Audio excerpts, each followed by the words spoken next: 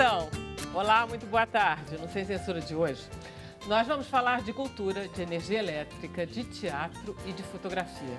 E os nossos convidados são Zé Paulo Becker, que é músico e está aqui junto com a Aline Brufato, que é empresária. Juntos, eles fizeram uma parceria do Semente, o famoso Semente, com o Blue Note.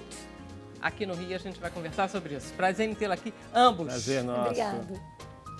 Nós estamos também com o Roberto Brandão. Roberto é pesquisador da Universidade Federal do Rio de Janeiro. Ele é um especialista em energia elétrica. Ele vai nos explicar tudo sobre esses reajustes absurdos nas tarifas de energia elétrica. Bem. Nós estamos com a fotógrafa Ana Carolina Fernandes, que está expondo seus trabalhos na mostra Eles Já Sabiam, que é sobre a tragédia ambiental de Mariana, em Minas Gerais. 2 anos, né? 2 anos. Você foi, né? Fui. Eles ficaram um tempão lá. Caramba, deve ser incrível. Fui eu, Kitty. a Kitty Paranaguá e a Ana Kahn, que são também fotógrafas da Galeria Oriente. Então nós estamos com uma exposição lá na Galeria Oriente, que inaugurou domingo, no dia que fez 2 anos da tragédia, do crime, isso. né? Foi domingo, dia 5 de novembro, 2 anos. Então nós estamos com essa exposição na Galeria Oriente. Maravilha, Ana Carolina, vamos conversar sobre isso. Estamos também com o Júlio Adrião, que é ator, e que está no elenco da peça Utopia de 500 anos depois. 500 Thomas anos More, Lutero, aquelas coisas de Moacir Chaves, tudo cabeça pra caramba, Não, muita física. bastante acessível. Parece que é comédia. Desconcertante. É? É, A gente até ri. seria cômico, né, se não fosse trágico. Tá bom. Prazer em tê-lo aqui, Júlio. Obrigado. Nós estamos com o Bruno Barros, nosso produtor de web, que vai conversar com vocês. Ei, Vera, boa tarde. Chegou sexta-feira finalmente, né não? Olha aí, boa tarde a todo mundo. Muito boa tarde ao senhor, a senhora que está em casa. Chegou a hora de participar do Sem Censura. A hashtag você já sabe é Sem Censura. Você manda sua mensagem, comentário. Tá valendo tudo, sua mensagem vai cair aqui e eu vou passar para os nossos convidados. É facinho, velho. Maravilha. Não conheço nada mais embaraçoso, mais humilhante do que um fiscal da concessionária que chega na sua casa e diz que vem cortar a energia por falta de pagamento. Isso acontece com muita gente, aconteceu com muita gente, porque as pessoas às vezes não conseguem pagar as contas de luz. Vai ter mais aumento agora, Roberto? Olha, infelizmente as contas estão caras. A gente vem de um período de 5 anos de seca, um período longo de seca, que encareceu a geração de energia. Caramba. A gente vem, o pior momento desses 5 anos é justamente agora. Os últimos 12 meses foram os piores. E o nosso sistema normalmente era um sistema com muitas hidrelétricas, agora também com muitas eólicas, em que você só tem o custo fixo dessas usinas. Mas a gente conta com uma quantidade que cresceu muito nos últimos anos de termoelétricas que são feitas para ficarem paradas em situações normais. Só que a gente está vivendo uma situação anormal de 5 anos. Então, isso acumula um custo que acaba sendo repassado para os consumidores. Então, infelizmente, hoje a gente está com reservatórios vazios de hidroelétricas, um ano muito seco, agora entrando no período úmido. Paradoxalmente, não tem risco de racionamento, porque teve nesses últimos anos muito crescimento de geração e a recessão fez com que o consumo estagnasse. Então o sistema está até folgado, mas não chove, está chovendo pouco. Eu pus esse assunto porque eu queria que os telespectadores se manifestassem logo sobre isso, porque é uma coisa que está ligada tanto à crise econômica e à falta de dinheiro, quanto também a uma série de probleminhas do sistema elétrico, tipo gatos, a gente não sabe muito bem por onde a gente se vira. Mas a ideia não era começar na sexta-feira com reajuste, e sim com o Zé Paulo Becker. Zé Paulo, vamos retomar esse clima aí da animação? Vamos lá. E o que você vai cantar? A gente vai tocar um popurrí do Baden e Vinícius, Afro Sambas. Que lindo! Você vai tocar com o Pedro no bandolim. Já Pode que ir. o papo é energia, né?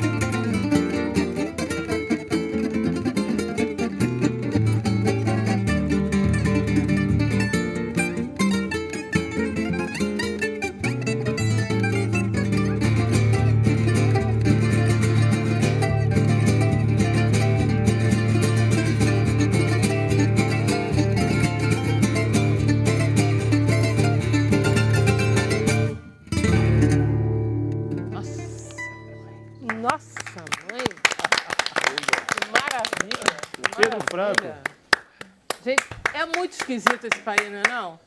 Isso daí ele toca no semente que está em crise. É uma loucura saber que a noite carioca não está dando o justo valor. A gente está com a crise de energia. Ela saiu de uma tragédia ambiental. Você está aí com o teu teatro. É muito esquisito esse país. Quer dizer, é um país que tem coisas tão magníficas e utiliza elas mal, Roberta. É essa a ideia? Por que a gente tem que pagar um aumento de uma energia precária, ruim, de má qualidade, instável? Nesse momento, o problema é a crise hidrológica. Mas aqui no Rio tem uma outra coisa que encarece muito as contas de luz, que é o furto de energia elétrica. Os gatos, né? Os gatos. Aqui você tem, no estado do Rio, você tem um furto, acho que na área da Light apenas, se eu não me engano, um furto que equivale ao consumo do Espírito Santo inteiro. Então você tem muito furto e isso acaba que prejudica, de certa forma, a concessionária, mas no fundo quem paga são os outros. Pois é, eu sei disso. Por que existe tanto furto sem penalização? Você tem dois tipos de furto. Você tem áreas da cidade onde a concessionária, aqui no Rio isso acontece, na área da Ampla, né, que é Niterói, o interior, também acontece, áreas onde a concessionária não consegue combater furto. E são áreas de milícia, são áreas dominadas pelo tráfico, onde às vezes até as pessoas pagam pela energia elétrica. Para a milícia. Para a milícia, não para a concessionária. E a concessionária não consegue combater. Esse é um dos problemas, deve ser responsável por metade ou talvez mais das perdas. São áreas onde o Estado concedeu aquele serviço, mas não viabiliza a cobrança por quem fornece. Você que estuda isso há muitos anos, você acha que esse tipo de problema tem algum tipo de solução? Olha, ou a gente simplesmente deixa as coisas rolarem assim? Olha, esse problema nesse nível é uma questão de poucos lugares. Mesmo no Brasil, há furto? Há, mas no nível que tem no Rio, alguns lugares do norte, mas não é comum. Pois é. Aqui você no tem Rio sistemático. tem alguma solução? Alguém já propôs algum tipo de solução? É muito difícil você ter uma solução na situação que você tem hoje, em que você tem áreas da cidade onde você tem serviço de energia elétrica, mas quem provê o serviço não pode cobrar. Na prática não tem. Então, desse jeito não tem solução. E é uma coisa que você vai pensar, quer dizer, é o furto sem limite, né? A concessionária presta o serviço, as pessoas usam, normalmente com uma qualidade ruim, porque são áreas perigosas, falta luz à noite, a concessionária não religa, por problemas mesmo de segurança para os funcionários. E, quer dizer, sem o Estado estar presente, não tem solução de curto prazo. Agora, tem muito furto fora dessas áreas também. Áreas normais da cidade que tem uma certa cultura do furto de energia elétrica, isso encarece bastante. Eu não tenho o número exato, mas eu diria que uns 20% da conta deve ser furto, né? Do que a gente paga, do quem paga paga. Quer dizer, a gente está pagando, sei lá, 50% talvez a mais do que... Eu não diria que não é isso tudo não, mas uns 20% a mais, eu não tenho o número preciso, mas uns 20% a mais, sim. A gente paga pelos que furtam também. É lamentável, mas é isso. Como eu não conheço nenhum miliciano para dizer isso para ele, eu vou ter que continuar pagando, não é isso? Exatamente. A gente não tem... A gente teve um período recente até, um período de uma esperança, né? Com as UPPs. Isso. Você conseguiu, na verdade, reduzir o problema.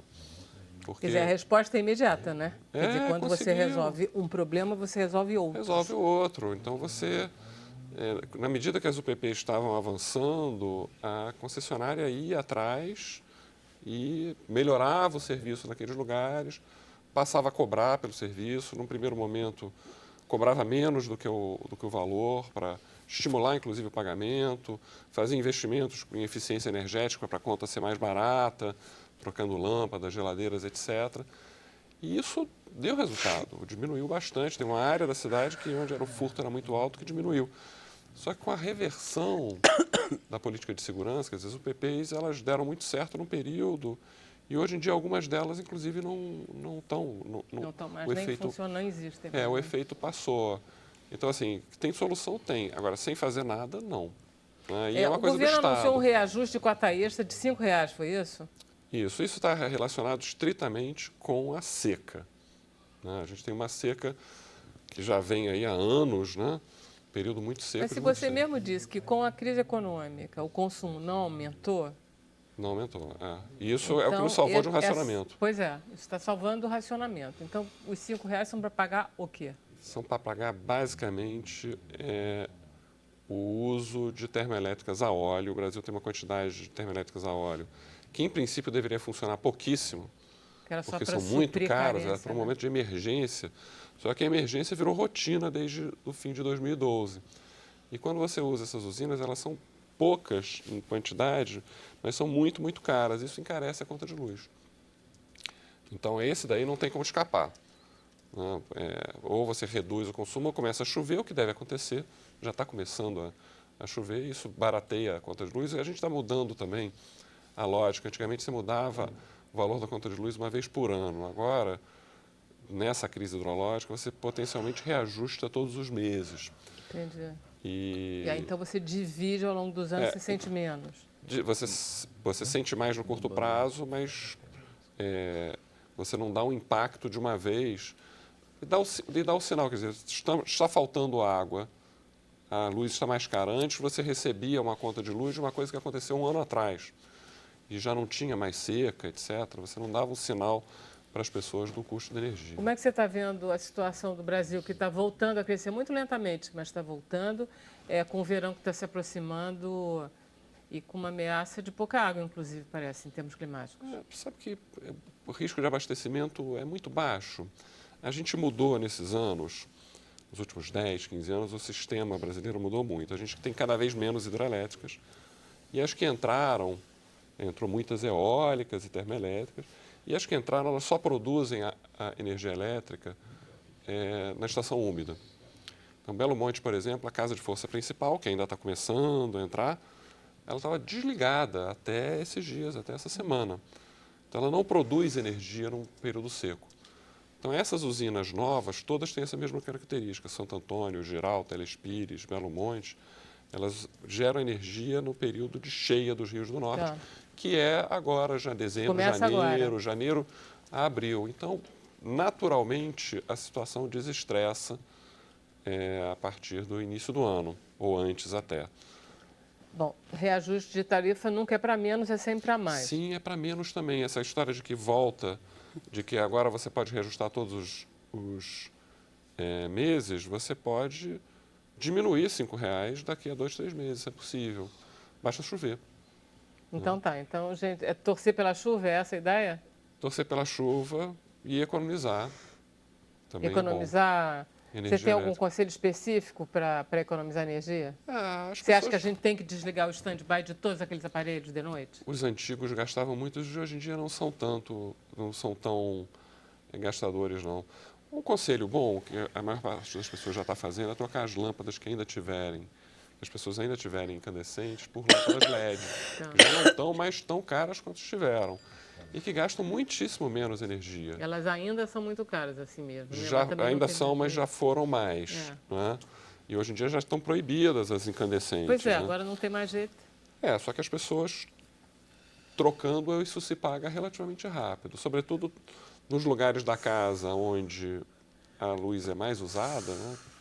No banheiro nem tanto, mas na sala ou na cozinha. Me diga uma coisa, Paulo. Você, quando sai do seu quarto, você desliga a luz para ir para a sala?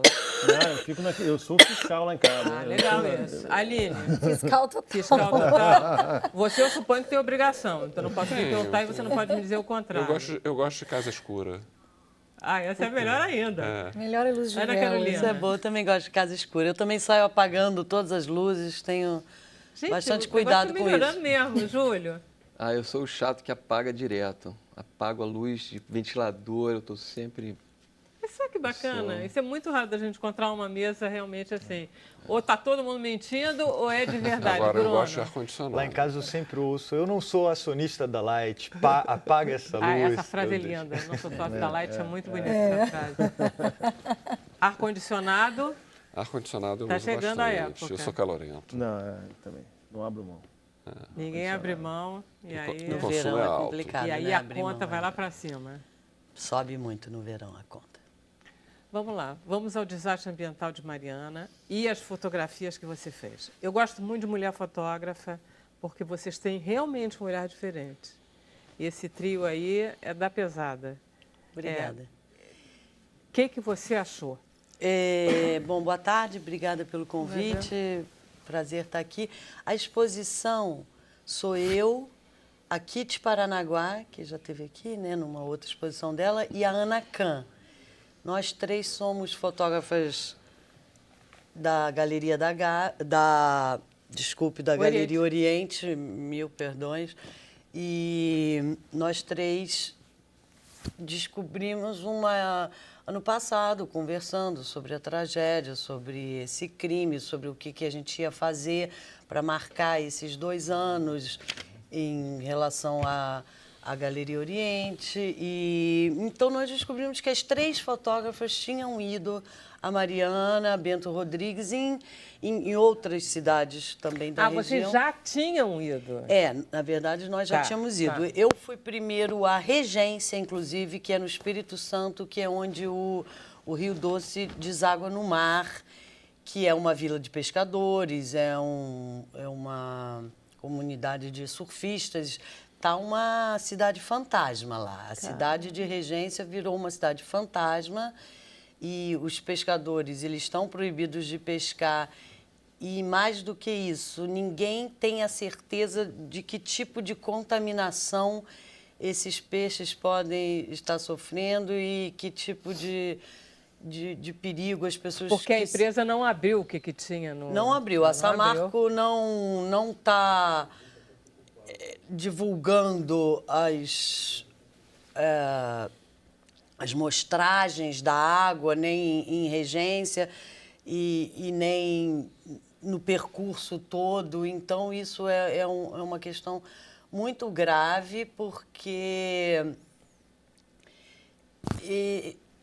esse é um desastre ambiental de proporções imensas, o maior desastre ambiental da América Latina, e isso pode durar 200 anos, 300 anos, 500 anos para a natureza se recompor e para aquelas pessoas poderem consumir a água. Então, é uma questão muito complexa, muito grave. Aí você teve Regência mais ou menos logo depois do... Não, eu tive em Regência 7 meses depois. Quer dizer, quando a água estava chegando. Não, a água chegou bem antes. Demorou 2 meses. Chegou bem antes, quase chegou a Abrolhos, né? Eles puseram algumas boias que nem adiantaram muito, porque a lama passava da boia. Cara, eu não tinha pensado em Abrolhos.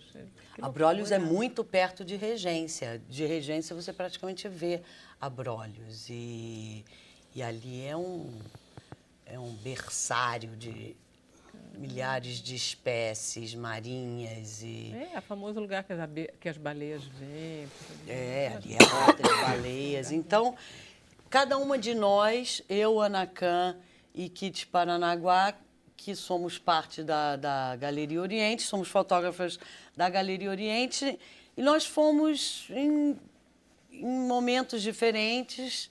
Eu fui à Regência, depois eu fui a Mariana quando estava fazendo 11 meses.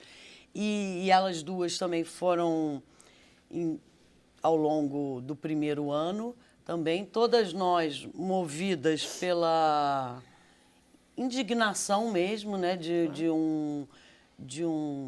uma tragédia dessas proporções. Ana Carolina, posso fazer um intervalo? Claro. Depois a gente volta, continua a conversar com você. A gente vai para o intervalo e a gente volta já com Sem Censura.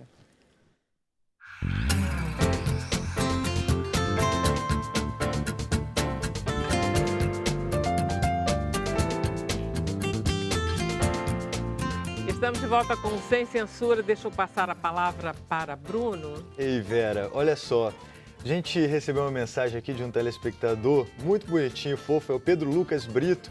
Ele tem 12 anos, é cadeirante, mora em General Sampaio, no Ceará, e pediu pra gente mandar um alô aí pra ele. Um abraço, né? Um abração. Beijo pra Gabi Viva também. Ceará. Gabi que tá assistindo a gente, um beijo. E aí o Silvio BHZ, ele tem uma pergunta. Ele quer saber se o aumento da energia elétrica vai ser semanal igual aos combustíveis e gás de cozinha? É mensal. A metodologia que a gente tem atualmente é... Cada concessionária tem um reajuste uma vez por ano, em data que varia de empresa para empresa. E mensalmente você pode ter um adicional ou não, que são as bandeiras tarifárias. Né? Então, vermelha sem parar desde o começo do ano. Então, não, a gente teve um momento que ela estava verde esse ano. 2 meses. Exatamente. Então, se você tiver bandeira verde, você não tem acréscimo. Se tiver amarela, tem um acréscimo, vermelho, um outro acréscimo. E a vermelha, segundo patamar, um acréscimo maior ainda. Então, você tem um reajuste anual e mensalmente você pode ter um acréscimo ou não. Essa é a lógica atual. Não pode ser semanal. Dá mais uma? Tem mais uma pergunta aqui da TT Andrade. Ela diz, eu não sei se a pergunta procede, mas por que no Rio não é 220 volts como algumas outras cidades? Ela pergunta se é verdade que 220 volts consome menos energia. Olha, eu sou economista, eu não sou engenheiro. Viu?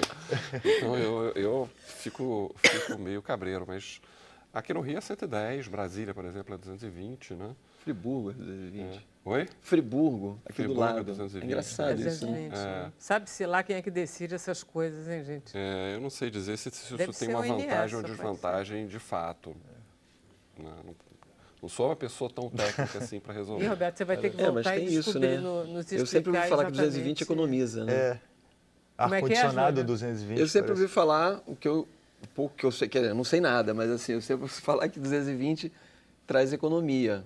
Não sei também nada disso. Quer dizer, já que ele... Só- eu ia só perguntar para o Roberto o que ele achava como fonte de energia a melhor coisa, mas agora eu estou com medo de perguntar e ele me dizer que ele não é eletricista, engenheiro eletricista. Eletricista eu não sou, não.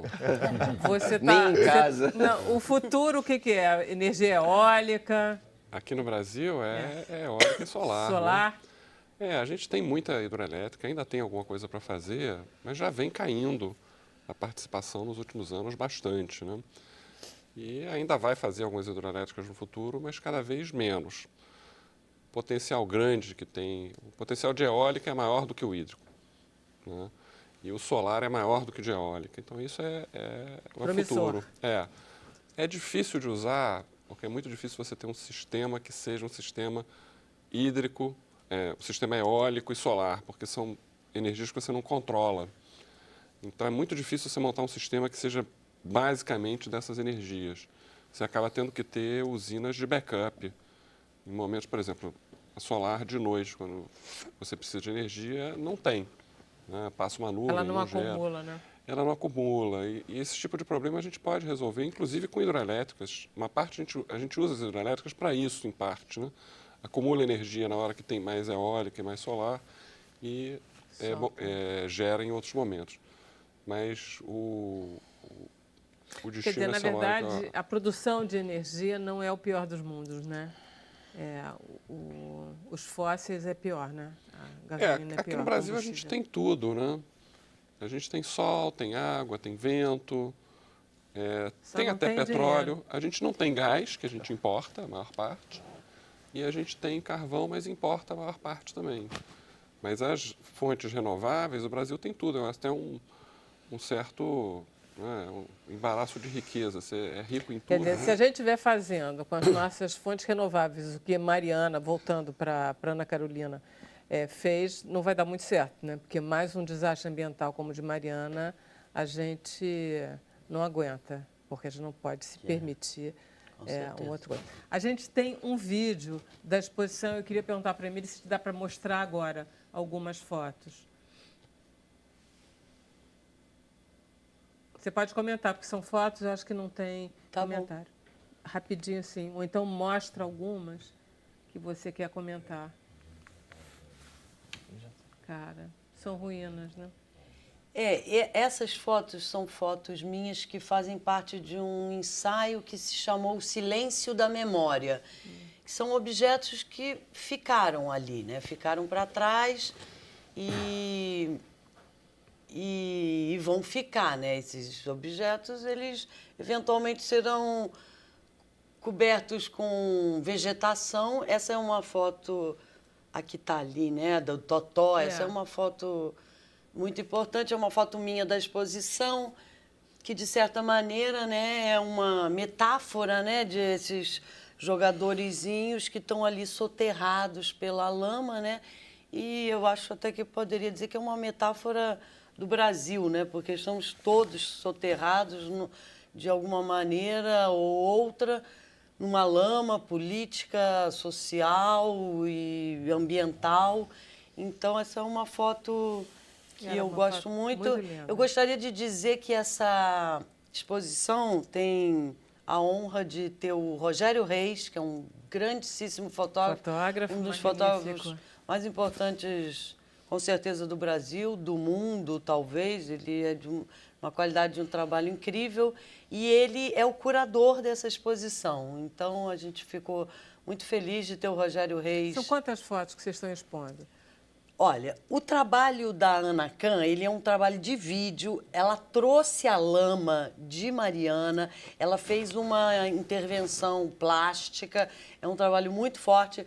São a Kitty Paranaguá, além de ter a foto que dá o nome à exposição, que é uma pichação, ela foi, eu acho que ela foi aqui, foi mais num período mais curto de tempo depois da tragédia. Depois da tragédia. Então, ela tem uma parede de uma escola, se não me engano, que está escrito. Eles já sabiam que é uma... A gente vê isso muito em depoimentos do Ministério Público de Minas Gerais e em documentos que o Ministério Público trouxe à tona, mostrou ao público, que são documentos que dizem que existia uma rachadura na barragem de Fundão e existia uma grande chance... E que aí eles foram chamados e aí remendaram, aquela coisa... Exatamente, Vera. Então, essa foto é a foto do cartaz, é a foto do convite, eles já sabiam. Então, essa exposição a gente fez questão de fazer, a Galeria Oriente faz questão de não deixar esquecer. E nós, como artistas da Galeria Oriente, como população indignada... Agora, dá o serviço direitinho. Onde é que está a Galeria Oriente? A Galeria Oriente fica na Rua do Russell, número 401. É uma galeria belíssima, num prédio maravilhoso de 1927. Não tem problema nenhum você entrar e dizer, porteiro, vou para o 401. Pode tocar ali no 401. O site da Galeria Oriente é galeriaoriente.com.br, tem Facebook, tem Instagram. E junto à Galeria Oriente, ela tem também a parte do Ateliê Oriente, que são os cursos, aulas, workshops, debates. Nós fizemos um debate anteontem, aberto ao público, com as fotógrafas dessa exposição. Toda exposição que tem na Galeria Oriente, ela tem sempre debates. A gente fez um debate muito bacana com a Consuelo Diegues, que é uma jornalista da revista Piauí, que fez um trabalho... Vocês foram colegas no Jornal do Brasil, vocês duas? Trabalhamos juntas no Jornal do Brasil, eu e Consuelo, em Brasília. Aliás, no dia da exposição, no domingo, tinham muitas pessoas da época do Jornal do Brasil, talvez por minha casa, pelo Rogério Reis também, e muitas pessoas do saudoso Jornal do Brasil. Olha só, está de quando a quando? A exposição, ela inaugurou dia 5, né, que fez 2 anos, e ela vai até o dia 26 de novembro. Ainda vai ter um outro debate semana que vem com o Rogério Reis. Tá. Então é só acompanhar ou nas redes sociais ali, mas Ateliê não é sábado Oriente. E domingo não tem, né? Sábado ela tá aberta. Tá funcionando? Sábado fica funcionando. Pode dar uma ligadinha para lá. É horário comercial, né? Tipo, até... É de 2 às 7, às 8, um horário mais na parte da tarde. E lá tá sempre acontecendo oficinas, workshops, cursos, debates, palestras sobre as mais diversas vertentes assim da fotografia. Lá funciona também a oficina de impressão, o estúdio do Tiago Barros, que foi quem fez as cópias da exposição, que estão maravilhosas. Tem os vídeos da Ana Kahn, Então, que o máximo também. são muito, muito, muito interessantes mesmo. Maravilha. Obrigado, Ana. Obrigada. Parabéns, hein? Eu agradeço aqui. Júlio, aí, vamos lá. Defende o teu peixe, que eu estou muito interessada. A Aline disse que adora os teus espetáculos. Não é, Os Aline? meus espetáculos? Ela foi ver. Ela viu um, né? É, que eu Ué, Fantástico. Não, na verdade, depois desse período, há 12 anos fazendo a Descoberta das Américas, eu tinha que fazer uma outra coisa. Eu fiz poucas coisas no meio. você continuou fazendo, né? Continuo fazendo, eu como disso. Então, na verdade, esse projeto que a gente estreia no sábado, dia 18, estão todos convidados, né, no Glaucio Rocha, é uma ocupação do Teatro Glaucio Rocha pelo Moacir Chaves e sua equipe vocês? de colaboradores. Que né? é você- A gente não é uma companhia, mas estamos em boa companhia. O pessoal que está sempre ali, né, fazendo companhia. É você, Ele tem um outro a Ana, a espetáculo. Josi... E o Na Moacir? verdade, esse espetáculo sou eu e a Josi Antelo, né, que me convidou para o projeto. Então, vamos organizar aqui a questão. Né? A gente vai falar de Utopia D, que é o espetáculo que nós estrearemos dia 18 de novembro, às 19 horas. Fará a temporada, né, até o final do ano, sexta a domingo, no Glaucio Rocha, como parte dessa ocupação maior, que chama Glaucio para Todos, que tem até uma página no Facebook, aí você pode divulgar aí. E que é uma proposta da Mônica Biel, que é produtora, casada com o Moacir Chaves, com 2 espetáculos dele. Um outro espetáculo, inclusive, muito legal, que chama Imagina Esse Palco que Se Mexe, que fará a 4ª temporada agora, quartas e quintas, de sempre 19 horas, e que é em cima de conversas que eles tiveram com um físico, né? João Melo Neto, e eles tiraram, são textos muito bons de ser ouvidos, tem muito a ver com essa conversa aqui também, né? Quando você começa a falar de questões tecnológicas, de outras questões que estão, às vezes, assim, que parecem que estão longe da nossa vida cotidiana e que, de repente, você traz, né? E que dialoga totalmente com essa mesa aqui, né? E que... Não, dentro é verdade, disso... sim, porque ele fez um espetáculo teatral sobre física, sobre princípios da física. Você se lembra dele aqui? Ele esteve aqui. E eu conheço. E o Moacir tem esse dom de fazer. De pegar espetáculos transformar em teatrais dramaturgia coisas que não são teatro. originalmente dramaturgia, né? Então, no caso de Utopia D, que é um projeto do ano passado, que José Antelo me chamou para refazer. Porque, na verdade, Utopia foi feita em 2005 pelo Moacir Chaves e com a própria Josi, com outras atrizes, uma versão diferente, com alguns dos textos que nós estamos utilizando agora, que é um apanhado de fragmentos mesmo, né? Páginas do livro que a gente pegou de textos. E é que literalmente, vocês pegaram do Thomas são More. os textos, né? São os textos de uma tradução boa que a gente pegou e que a gente fala exatamente como está escrito.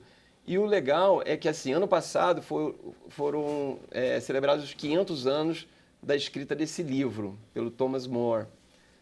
E é desconcertante a atualidade, né? A pertinência. Você não acha que o nosso sonho vem dali, né? É um pouco como a nossa sede de justiça, de equidade social, vem do Thomas More.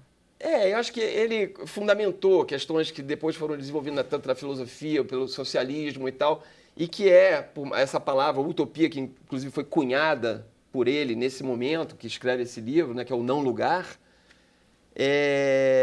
Mais do que tudo, esse livro dá ele é muito... Se já na época era, porque não é um livro sobre um lugar que a gente quer que seja daquela maneira, mas é um lugar que não existe e justamente que faz contraponto com... Você olha assim, olha o que a gente vive, como que a gente vive. Então, ele fala de política, de religião, fala de todas as questões sociais, e então a gente conseguiu recortes muito significativos e que já na época, em 2005, eram interessantes. Mas era um outro momento político no Brasil, inclusive, social e tudo. Hoje, 12 anos depois de quando ele fez a primeira montagem... São os mesmos textos são ainda? Vários dos mesmos textos, com alguns que a gente tirou e outros que a gente colocou. Tá. Mas é de uma pertinência, assim, brutal. Então, a gente falar que eles... talvez a nossa forma de, dentro do teatro, né, dizer coisas que dizem respeito a isso tudo que está sendo falado aqui, né? Esse lugar que é de poder falar coisas que a gente não...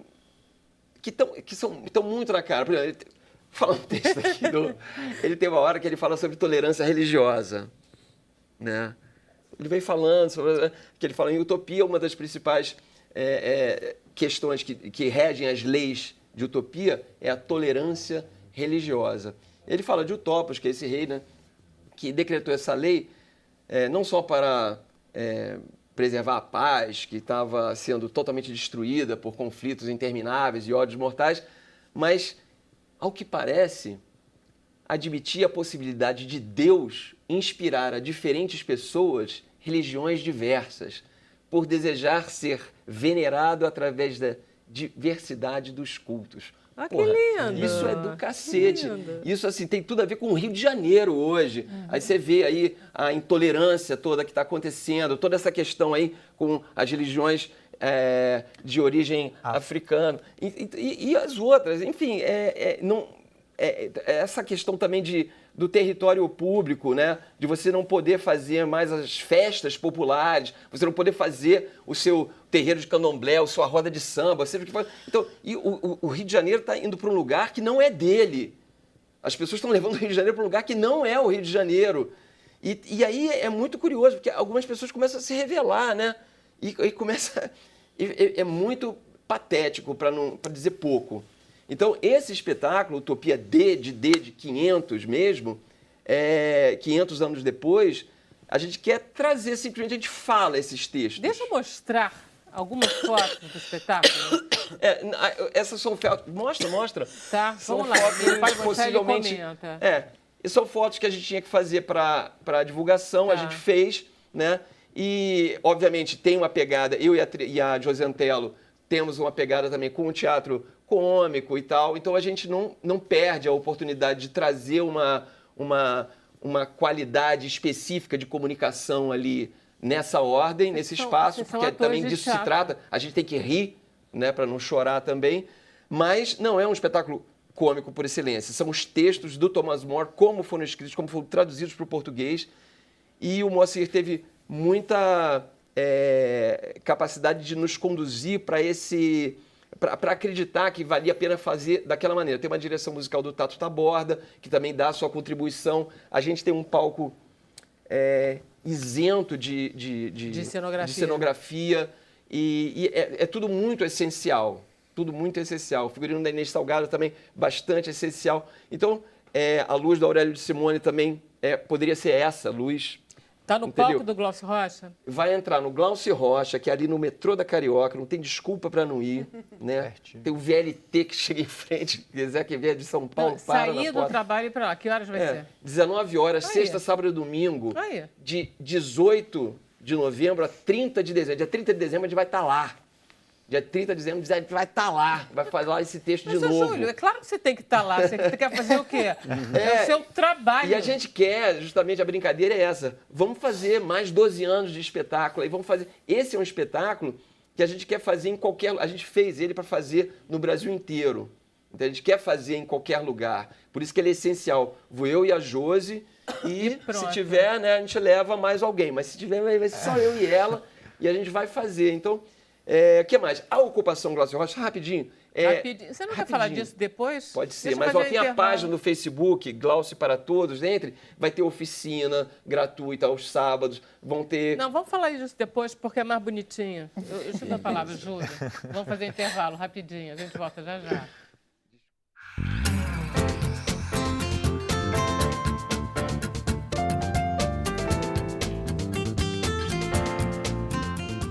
Voltamos com Sem Censura. É impressionante como 10 segundos é enorme na vida de uma pessoa. Ontem nós entrevistamos o Robson Caetano, que foi recordista mundial. Ele fez 100 metros rasos em 10 segundos. Foi muito rápido, né? Aqui demora para passar. Bruno. Olha aí, o Cássio Reis quer saber do Júlio se ele não acha que a gente está vivendo um momento de distopia. Eu acho que é um momento de reação. Acho que nesse momento, o teatro, por exemplo, é onde ele se torna mais necessário, diferente do que o prefeito diz, né? Então, assim, eu acho que é um momento de reação, acima de tudo. A utopia em si, ela não me interessa. Me interessa a comunicação, a qualidade de vida, e é tudo muito mais simples. É tudo muito mais simples. Vamos lá, Não é Júlio, né? fala aí que eu quero passar a palavra para o Zé Paulo e para a Aline. Rapidamente, ocupa Glaucio Rocha. Bom, o Glaucio para Todos é assim, é uma ocupação de 6 semanas, com 2 espetáculos, um quarta e quinta, que eu falei, que é o... A física lá. Que é o... ih, meu Deus. Se preocupe, não. Imagina esse palco que se mexe. Imagina esse palco que se mexe. Né? E de sexta a domingo, o Utopia D. Então, são 6 semanas. Fora isso, haverá aos sábados oficinas gratuitas e fora isso também, alguns espetáculos vão ter presença de tradução de Libras e outros vai haver debates após o espetáculo. Isso tudo está dentro da página do Facebook, essas datas exatas. Maravilha. Então, isso é o recado principal. Iremos todos conferir. Vamos lá, Aline, conta pra gente que parceria é essa entre o Semente, que é o bar mais conhecido no Rio de Janeiro, de música instrumental, que tem esse rapaz aqui há 20 anos trabalhando. 20 anos. Como um mouro. Como um mouro. 20 anos. Pois é, a gente fechei a operação diária do Semente de música há um mês. Fazendo um mês agora, foi dia 8 de outubro. E rapidamente, assim, depois da reportagem do Globo, que o João Pimentel, o Janjão fez, que acompanhou, um jornalista que acompanhou muito a história do Semente, da música, o pessoal do Blue Note entrou em contato comigo, com o Zé Paulo, e aí a gente se rolou aproximou. Uma comoção, né? Total, né, gente? muito... Porque olha só, esse tipo de música você não ouve em qualquer lugar. Exatamente. Né, o que a gente ouviu aqui. E a gente sabia que tinha, porque aquele negócio, você contava com Semente, né? Claro. Toda segunda-feira. Segunda-feira. Religioso, Todo dia, né, tinha Semente, segunda-feira. E o Semente é um lugar da música instrumental. O Zé é um embaixador do Semente, né? Da música instrumental, de receber músicos de fora e tudo, músicos do Brasil que vêm para o Rio. O único lugar onde Chico Buarque da Canja. Pois é. Teve João Bosco, esse dia que ele teve lá, deu canja. Mas enfim, como é que está o Semente em termos de futuro? O Semente, ele é uma marca. Em termos de utopia. Né? Eu diria que a música do Semente está bem viva, assim. Inclusive, a logo do Semente é Bar Semente, música viva, né? Não música ao vivo, que é meio óbvio. Então, assim, a gente sempre procura fazer uma música independente e que não tem em qualquer lugar, em qualquer espaço. Então, a música ela vai muito além daquele espaço físico, a música que acontece lá. E eu achei que essa parceria com o Blue Note, que está no início, vai estrear agora com o show dia 18, ela tem tudo a ver com Semente, porque a gente está levando para lá alguns primeiros shows com total liberdade, né, que a gente tinha lá dentro do Semente. Como é que vocês vão ocupar o Blue Note um pouco? Vai ter esse primeiro show no dia 18. Agora, sábado, dá para ir depois da peça depois dele. da peça Porque é tarde, é 10h30. Opa, então dá para ir. E aí, esse sábado, sábado que vem, dia 18... 11 e 18. Tá. Vai ser 10h30. A gente vai fazer esse primeiro show, vai ter canja. A gente quer trazer um pouco daquele ambiente do Semente. Já falei com o pessoal, quem tiver aí da canja, coisa e tal, já organizando mais ou menos. Vou estar com o grupo de lá, o Pedrinho faz parte. E o outro pessoal, assim, uma turma da pesada. E aí depois a ideia é em dezembro a gente fazer mais 2 segundas-feiras, dia 11 e dia 18. Aí um pouco mais cedo, né? Tentando fazer essa... Quero recuperar um pouco a segunda do A ideia é ficar o verão fazendo segundas-feiras lá. Porque em qualquer cidade do mundo, você tem a segunda-feira é um dia que o músico ele tá meio off.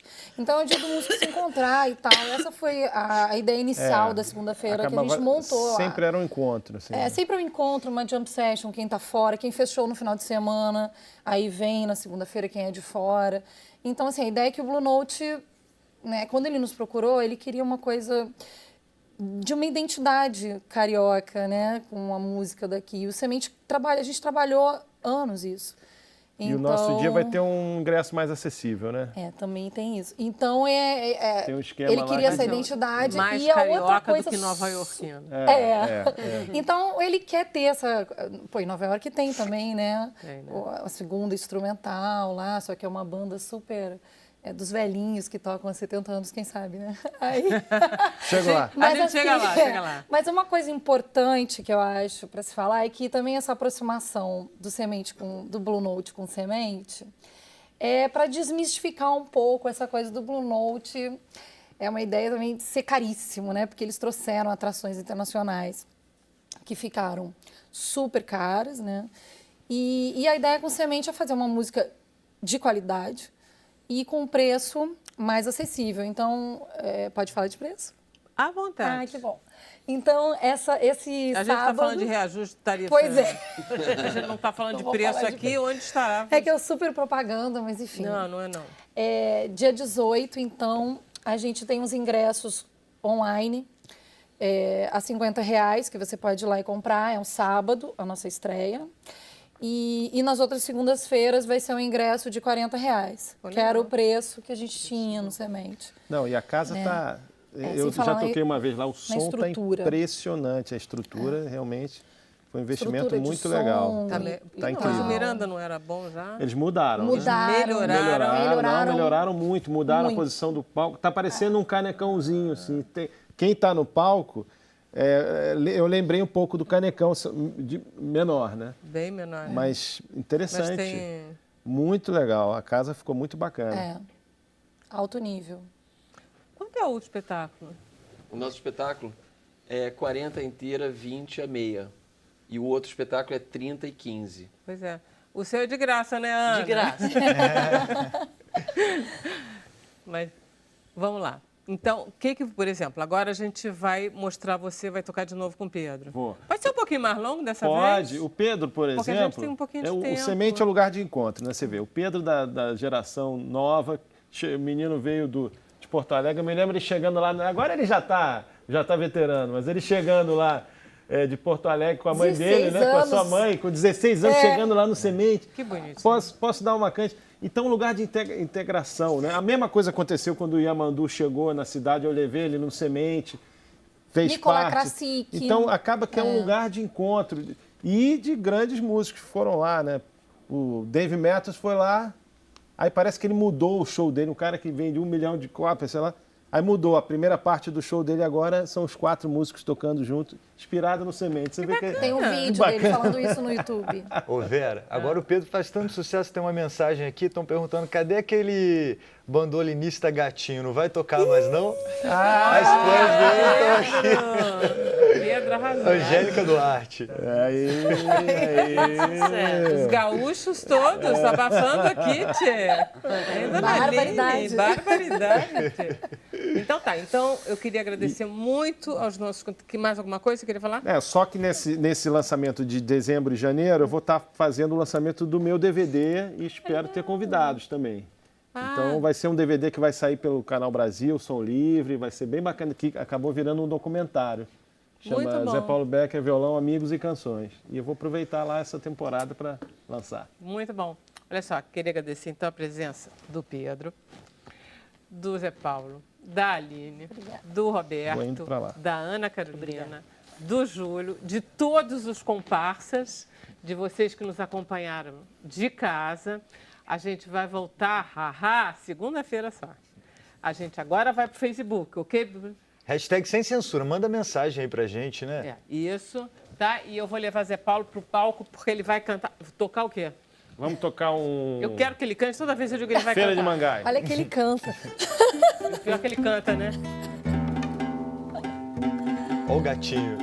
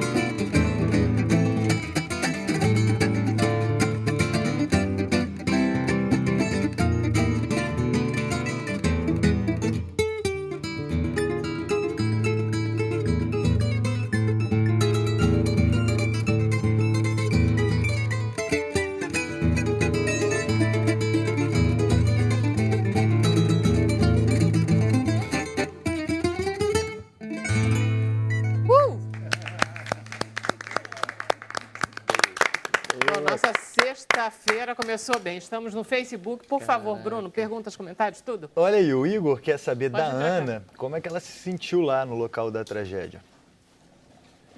Olha, é muito... Maravilha. É muito angustiante, né? É desesperador, assim, quando... É uma área do tamanho da Áustria. Então, quando você chega lá, e 11 meses depois, quando eu fui a Mariana,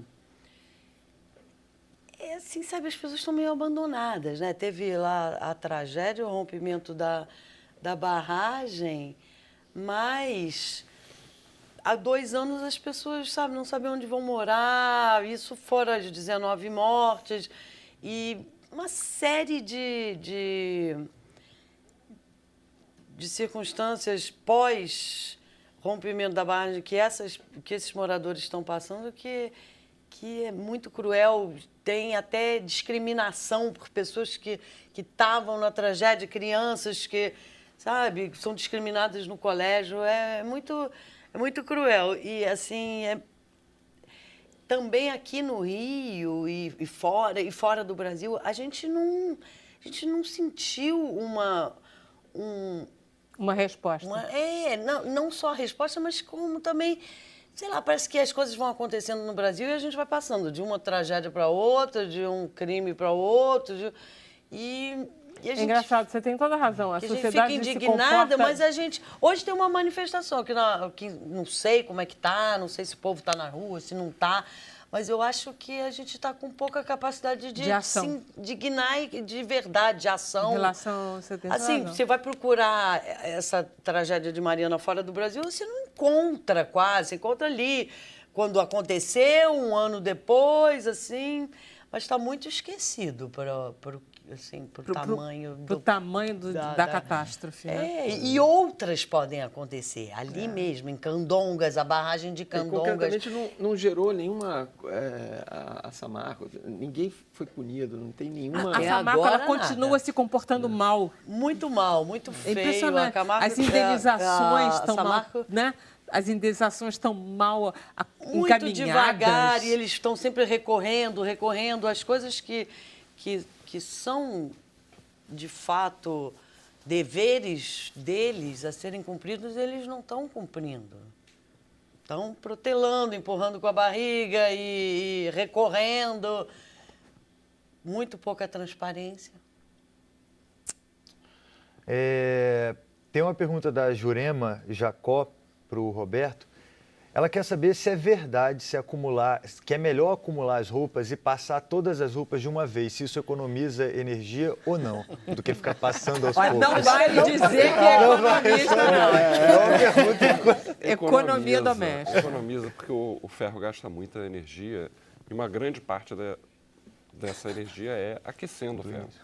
Se ele já está quente, você já economizou aquecê-lo várias vezes para passar várias vezes.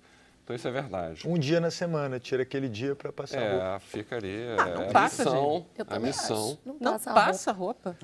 Eu concordo. Eu não passo roupa também. Você gosta de Passa passar roupa. roupa. Lá em casa, quem quer passar, passa a sua roupa. Né? E algumas roupas, obviamente, que tem que ser... Essa camisa foi passada, por exemplo. Você tinha que vir aqui bonitinho. Então, eu não vou ser censura com a camisa amarrotada. Mas passar a roupa, o negócio é esticar bem na hora do varal.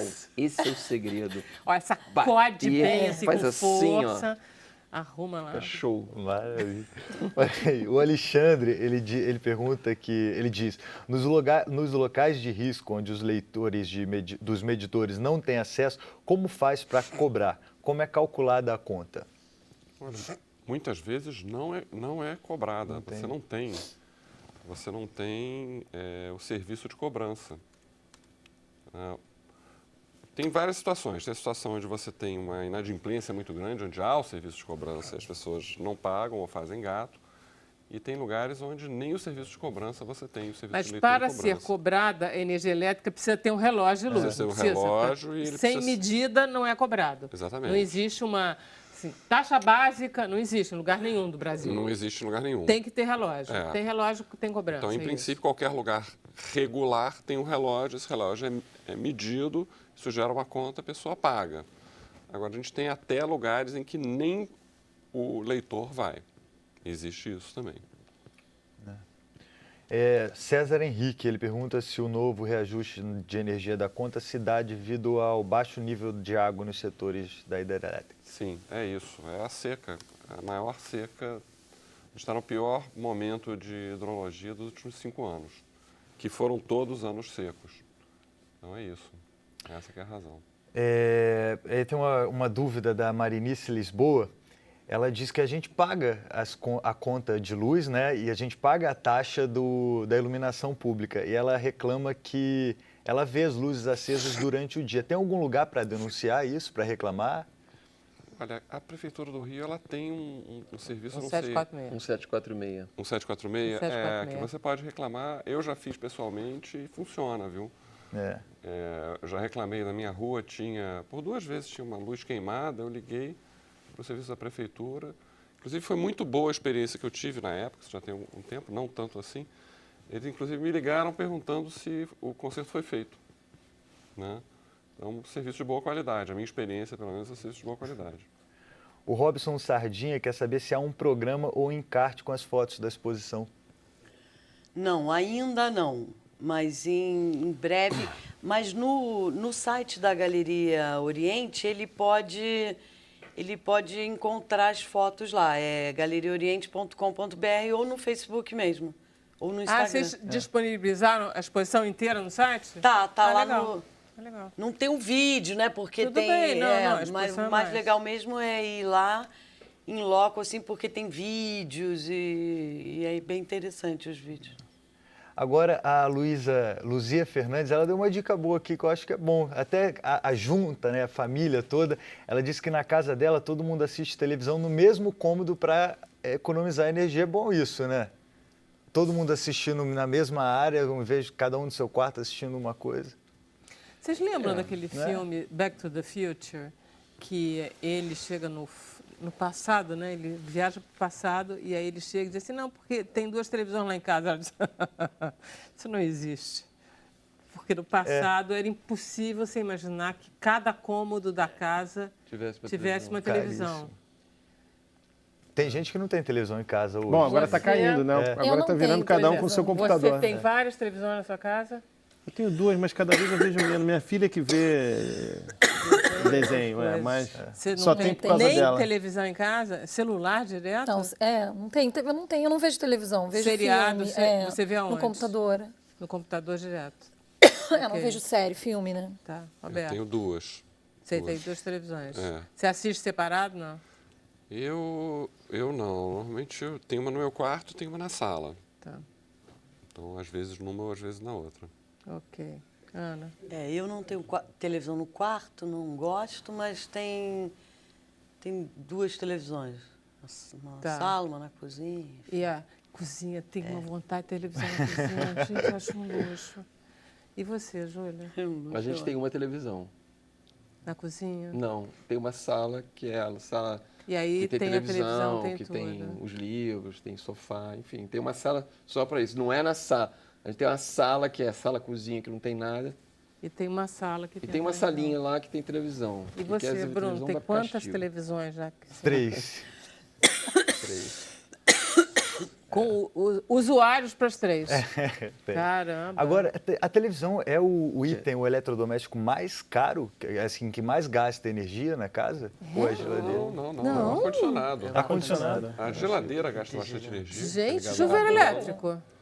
Chuveiro elétrico. Chuveiro Chuveiro elétrico. elétrico por pouco tempo, mas gasta muito. Gasta muito. É, Pouco as tempo? coisas- Não, você usa. chuveiro elétrico, É. os banhos, exceto Que a pessoa banhos fica são muito- esses que você acha que as pessoas tomam? Conheço gente tomar banho de 20 minutos de chuveiro elétrico. Aí gasta É, energia. adolescente, vocês não sabem o que é isso.